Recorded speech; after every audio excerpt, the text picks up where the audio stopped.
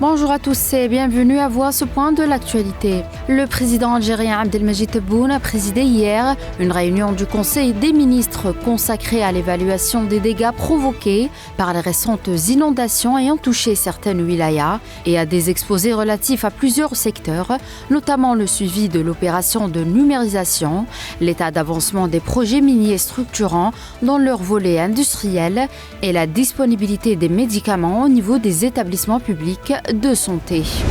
Le président Tebboune a adressé dimanche soir un message au peuple algérien à travers lequel il a présenté ses vœux à l'occasion de l'avènement du mois sacré de Ramadan. Par la suite, le président Tebboune et son homologue tunisien Kais Saïed ont échangé lors d'une conversation téléphonique les vœux à l'occasion du mois sacré du Ramadan, souhaitant aux deux peuples algériens et tunisiens davantage de progrès et de prospérité. Le ministre des Affaires étrangères et de la communauté nationale à l'étranger, Ahmed Attaf, a reçu hier son homologue sierra-léonais, Moussa Timothy Kaba, dans le cadre du suivi et de la mise en œuvre des décisions prises par le président Tebboune et son homologue sierra-léonais lors de sa visite en Algérie en janvier 2024. Les deux parties ont exprimé leur satisfaction quant à l'étroite coordination entre les deux pays au niveau du Conseil de sécurité où leur position convergent totalement sur ces dossiers, y compris la cause palestinienne et le génocide sioniste contre Gaza.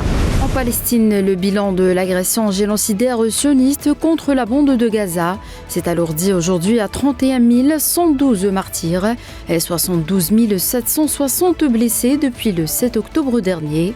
L'armée de l'occupation sioniste a commis 7 massacres au cours des dernières 24 heures dans la bande de Gaza, faisant 67 martyrs et 106 blessés.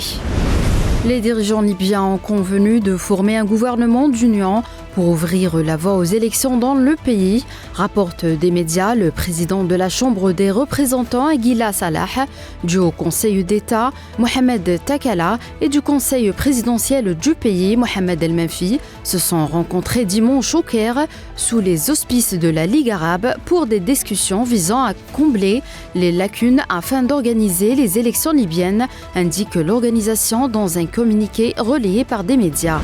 L'Alliance démocratique de droite est menée par Luís Montenegro est arrivée en tête des législatives de dimanche au Portugal. Selon des résultats officiels provisoires publiés par le ministère de l'Intérieur, l'Alliance démocratique a obtenu 31,51% des voix après le dépouillement de 75% des bulletins de vote. Et enfin en Serbie, les élections municipales de décembre 2023 à Belgrade seront organisées à nouveau le 2 juin, annoncé hier le président serbe Aleksandar Vučić. C'est la fin de ce point de l'actualité. Merci de l'avoir suivi.